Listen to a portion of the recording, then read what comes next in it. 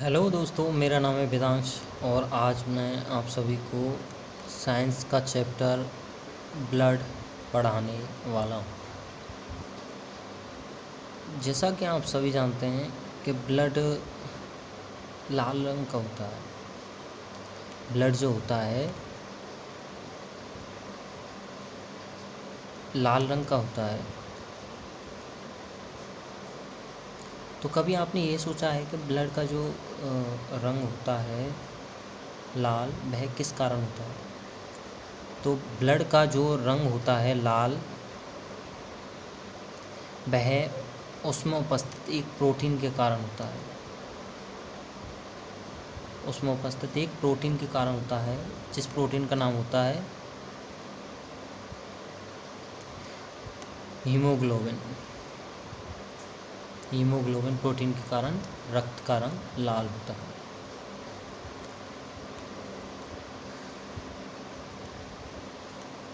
रक्त का रंग लाल होता है।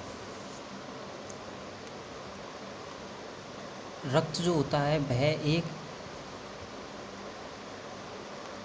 तरल संयोजी, तरल मतलब लिक्विड होता है। लिक्विड अवस्था में रक्त हमारे शरीर में पाया जाता है। और संयोजी इस कारण होता है क्योंकि रक्त नाम केवल एक सिंगल नाम है ब्लड, लेकिन इसमें बहुत से कंपोनेंट्स उपस्थित होते हैं। इस कारण उपस्थित होते हैं, इसमें मिले हुए होते हैं, घुले हुए होते हैं, संयोजी। इस कारण यह संयोजी होता है। तो ब्लड तरल पदार्थ होता है, संयोजी होता है और ऊतक होता है। ऊतक, जी हाँ, ब्लड ऊतक होता है। तो रक्त तरल संयोजी ऊतक होता है। जैसा कि आप सभी जानते हैं कि जो रक्त होता है वह हल्का सा खारा खारा होता है। कभी आपकी चोट लगी हो, आपकी उंगली से खून निकला हो, तो आपने कभी उस ब्लड का स्वाद चखा हो या टेस्ट किया हो, तो आपने देखा हो कि वह हल्का सा खारा खारा सा होता है। तो वह अपनी इस क्षारीय प्रवृत्ति के कारण ही रक्त हल्का सा खारा खारा होता है। तो रक्त क्षारीय तरल होता है, जो कि हमारे शरीर के अंदर रक्त वाहिनियों में बहता है। रक्त वाहिनियों में बहता है।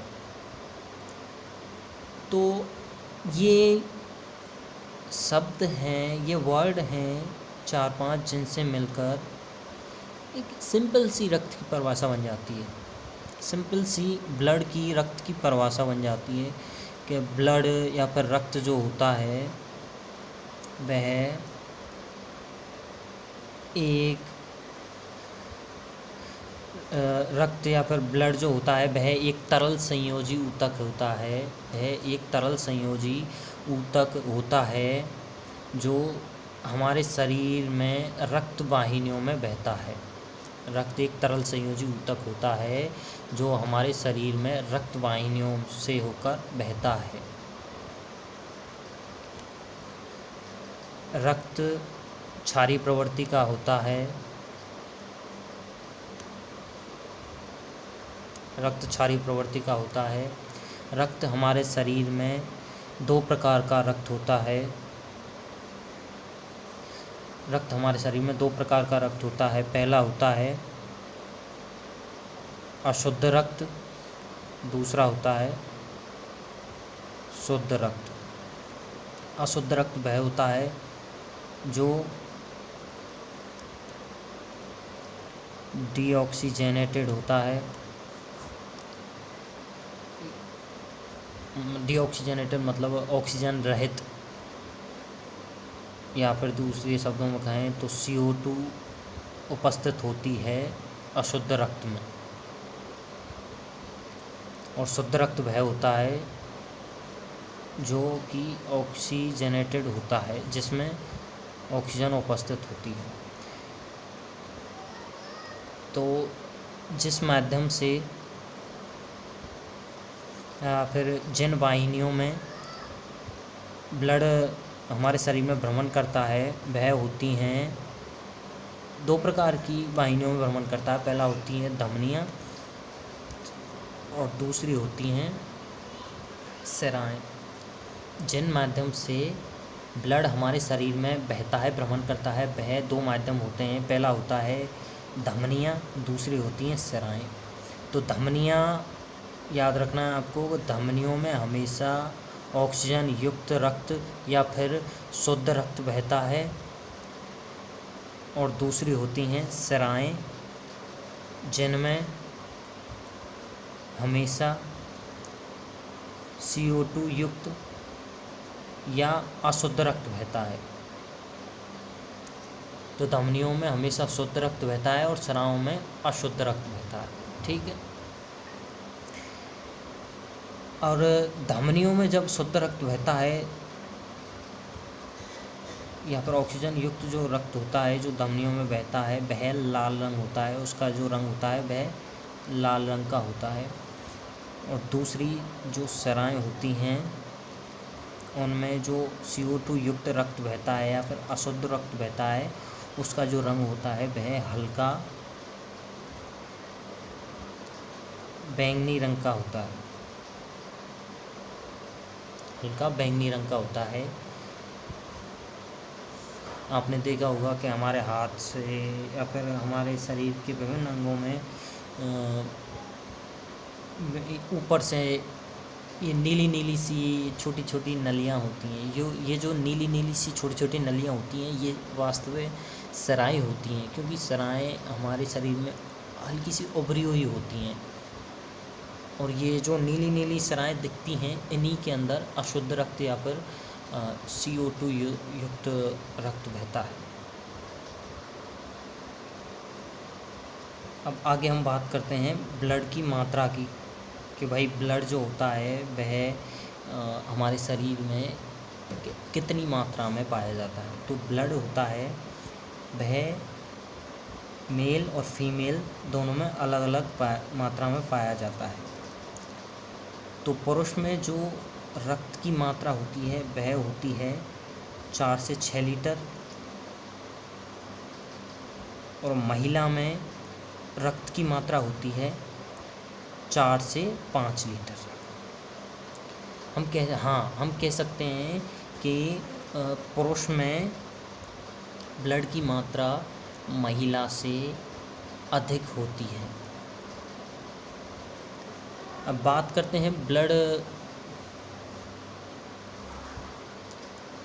करते हैं कि भाई ब्लड हमारे शरीर के प्रत्येक अंग में उपस्थित होता है, तो यह हमारे शरीर का कितना वजन होता है या फिर कितना % वजन हमारे शरीर का रक्त बनाता है। तो ब्लड हमारे शरीर का या फिर एक जो स्वस्थ व्यक्ति होता है उसके शरीर के वजन का 7 से 8% वजन जो होता है वो ब्लड बनाता है।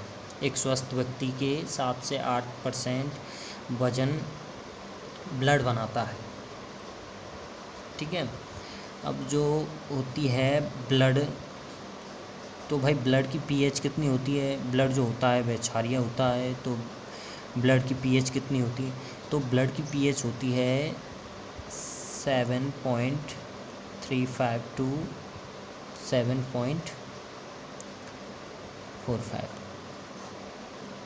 आप सभी जानते हैं कि pH क्या होती है। pH आपने पढ़ी होगी, 10th में पढ़ी होगी, 12th में पढ़ी होगी कि pH स्केल होती है। pH स्केल पढ़ी होगी जिसमें 1 से 1 2 3 4 5 6 ऐसे 14 तक नंबर्स होते हैं। इन नंबर्स में 1 से और 7 तक के नीचे जो होता है, अगर 1 से 7 तक किसी पदार्थ की जो मात्रा होती है वह अगर 1 से 7 तक के नंबरों को काउंट करती है तो वह अम्ल होता है, और 7 से और 14 तक के जो नंबर में काउंट करता है तो वह क्षारीय होती है। तो रक्त जो होता है उसकी जो पीएच होती है वह 7.35 टू 7.45 होती है। वो ऐसा इसलिए होता है क्योंकि हर किसी के ब्लड की पीएच थोड़ी ऊपर नीचे होती है, ये ज़्यादा नहीं होती, लेकिन पॉइंटों में ही होती है। होती तो है पर ज़्यादा नहीं होती, पॉइंटों में ही होती है। अब बात करते हैं रक्त के आयतन की और रक्त के श्यानता होती है वेस्कोसिटी। तो रक्त का जो आयतन होता है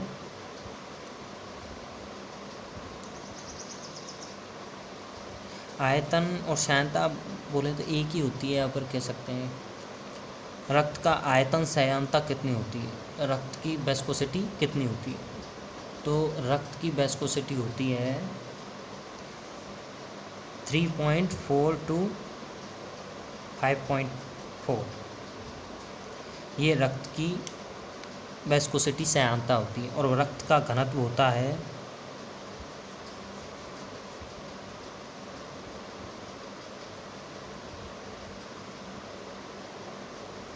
रक्त का जो घनत्व होता है वह होता है 1.055 टू 1.065।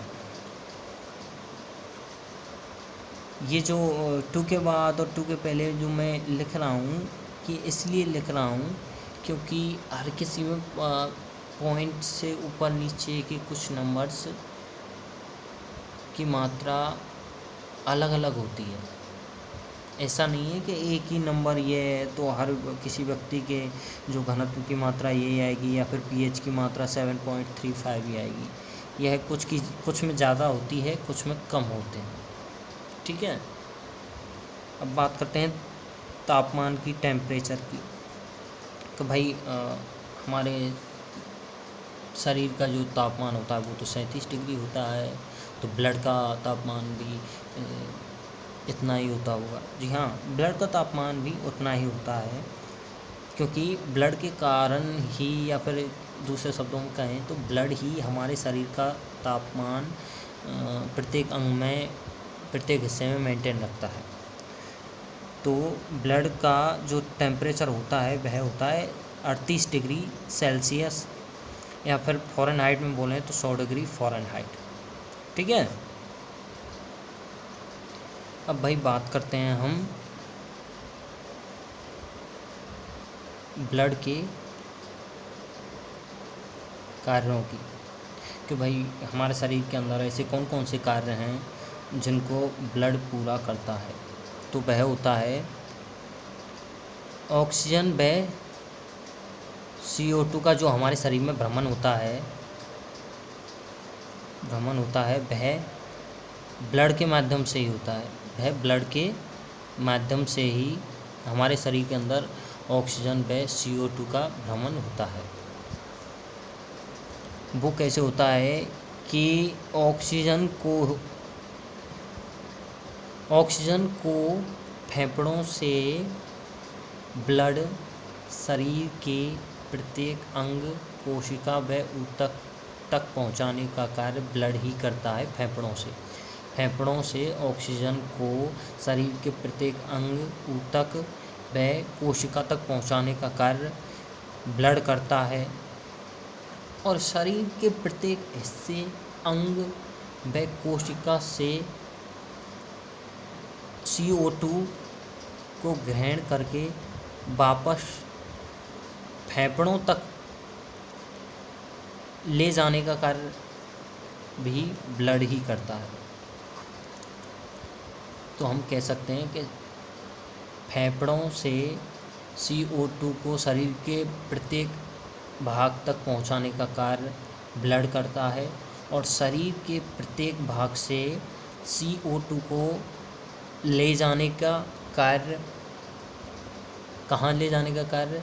शरीर के प्रत्येक अंग या फिर हिस्से से CO2 को वापस फेफड़े तक लाने का कार्य ब्लड करता है। ठीक है। ब्लड का दूसरा कार्य होता है क्या? ब्लड जो हमारे पाचक अंग होते हैं,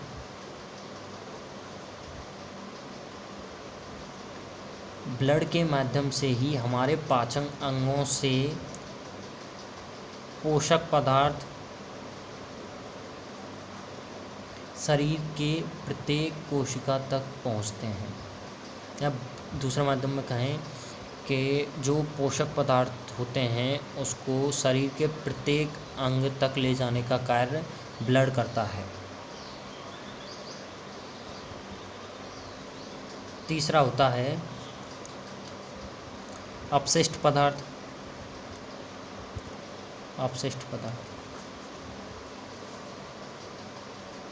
शरीर के प्रत्येक हिस्से से अपशिष्ट पदार्थों को अपशिष्ट अंगों तक लाने का कार्य ब्लड करता है।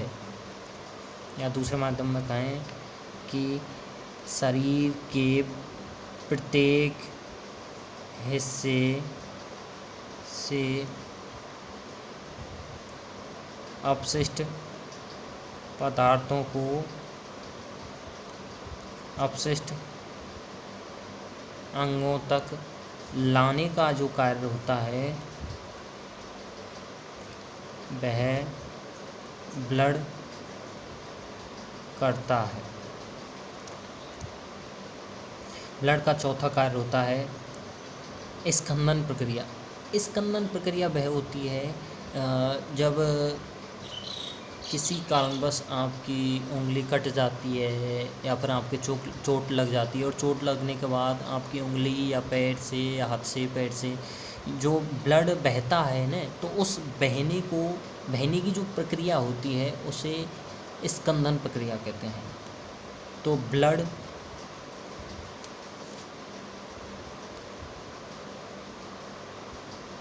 स्कंदन प्रक्रिया में ब्लड की हानि को रोकता है। चोट लगने के बाद स्कंदन प्रक्रिया के माध्यम से ब्लड हमारे शरीर से ब्लड के बहने को रोकता है ब्लड। ठीक है। पांचवा होता है ब्लड या जो रक्त होता है, रक्त हमारे शरीर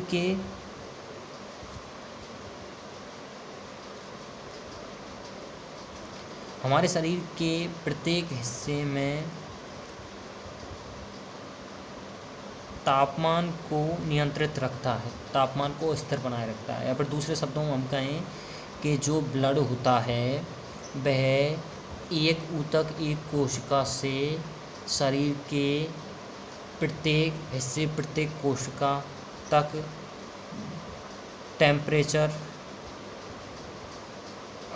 को मेंटेन बनाए रखता है, टेम्परेचर को स्थिर रखता है।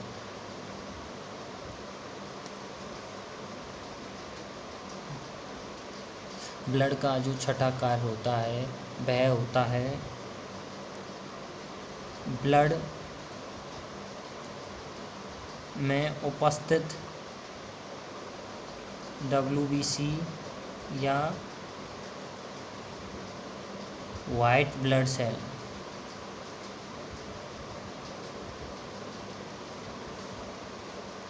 रक्त, जैसे कि फर्स्ट में ही मैंने आपको बताया कि जो रक्त होता है यह नाम मात्र के लिए ही अकेला शब्द होता है, यह नाम मात्र के लिए ही अकेला शब्द होता है।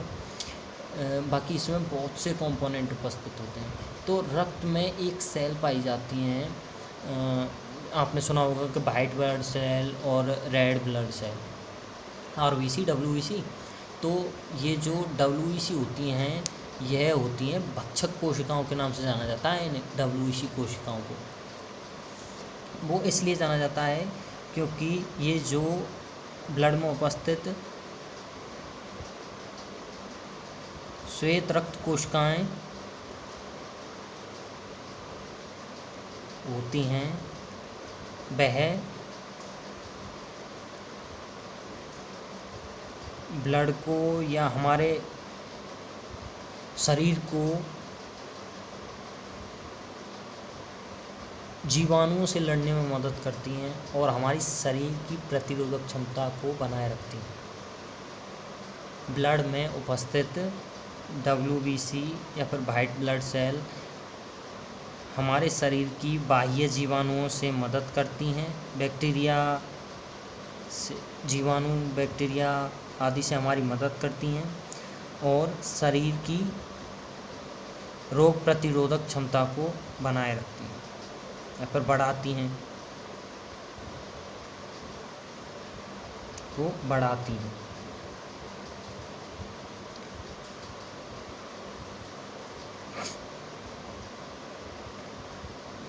ब्लड जो होता है, जैसा कि आप सभी जानते हैं कि ब्लड तरल होता है। तरल होने के कारण यह अपने आयतन व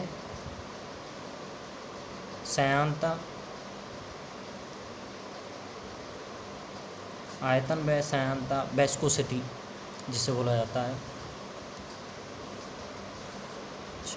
इधर जगह नहीं है तो थोड़ा इधर लिख देता हूँ।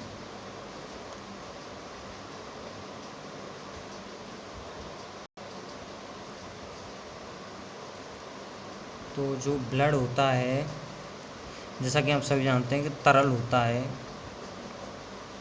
तो तरल होने के कारण यह अपने आयतन तथा श्यानता वेस्कोसिटी में परिवर्तन लाकर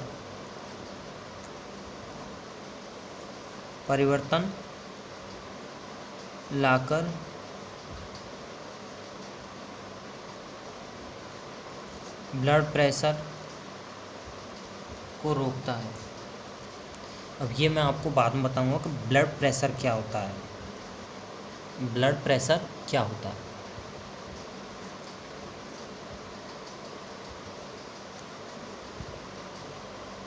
नौमा है, जो ब्लड होता है वह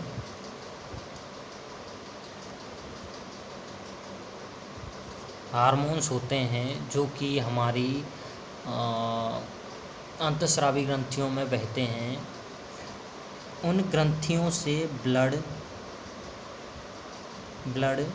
उन ग्रंथियों से हार्मोन्स को लेकर अन्य ज़रूरतमंद अंतःग्रंथियों व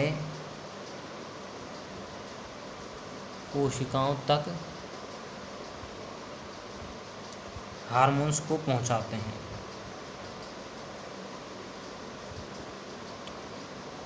देख लीजिए आप, ये कार्य हैं ब्लड के। एक बार मैं दोबारा से रिपीट कर देता हूँ कि ब्लड के कौन कौन से कार्य हैं। ब्लड ऑक्सीजन व CO2 का भ्रमण करता है।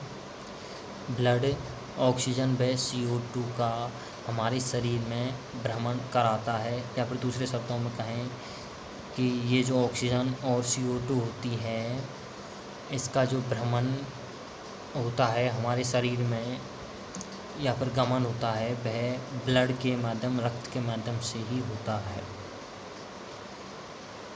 ब्लड पोषक पदार्थों को शरीर के पाचक अंगों से ब्लड पोषक पदार्थों को एकत्रित करके शरीर के प्रत्येक हिस्से में पहुंचाने का कार्य करते हैं, या फिर दूसरे शब्दों में कहें कि पोषक तत्वों को ब्लड शरीर के पाचक अंगों से प्रत्येक हिस्से में पहुंचाने का कार्य करते हैं। ब्लड होता है अपशिष्ट पदार्थ, शरीर के प्रत्येक हिस्से से अपशिष्ट पदार्थों को अपशिष्ट अंगों तक ले जाने का कार्य ब्लड करता है।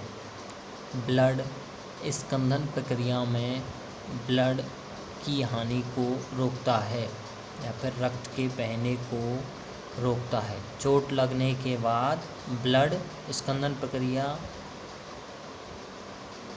प्रक्रिया से या फिर रक्त का थक्का बनने की प्रक्रिया से रक्त की हानि को रोकता है ब्लड हमारे शरीर के एक हिस्से से दूसरे हिस्से में तापमान को स्थिर बनाए रखता है, या फिर दूसरे शब्दों में कहें कि ब्लड जो होता है वह शरीर की एक कोशिका या एक हिस्से से शरीर के प्रत्येक हिस्से में रक्त के तापमान या फिर शरीर के तापमान को स्थिर या एक ही यूनिट तक सीमित रखता है।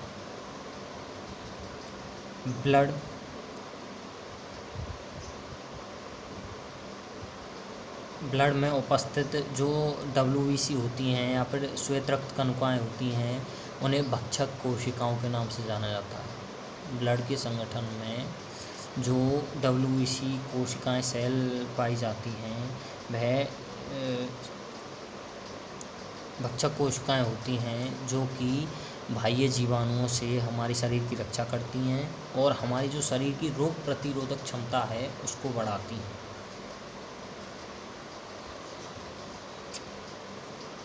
ब्लड तरल होता है, तो तरल होने के कारण यह अपने आकार एवं श्यानता में परिवर्तन लाकर ब्लड प्रेशर को रोक देता है। और ब्लड जो होता है वह ब्लड के अंदर ही घुलकर या फिर ब्लड में मिलकर ही हार्मोन्स होते हैं, वह अंतःस्रावी ग्रंथियों से अन्य अंतःस्रावी ग्रंथियों एवं कोशिकाओं तक पहुंचता है हार्मोन्स। फिर दूसरे शब्दों में कहें कि जो ये हार्मोन्स होते हैं उन्हें ब्लड अंतःस्रावी ग्रंथियों से लेकर अन्य अंतःस्रावी ग्रंथियों या फिर अन्य कोशिकाओं तक ले जाने का कार्य करता है ब्लड। तो दोस्तों आज के लिए इतना ही, और आने वाली वीडियो में मैं आपको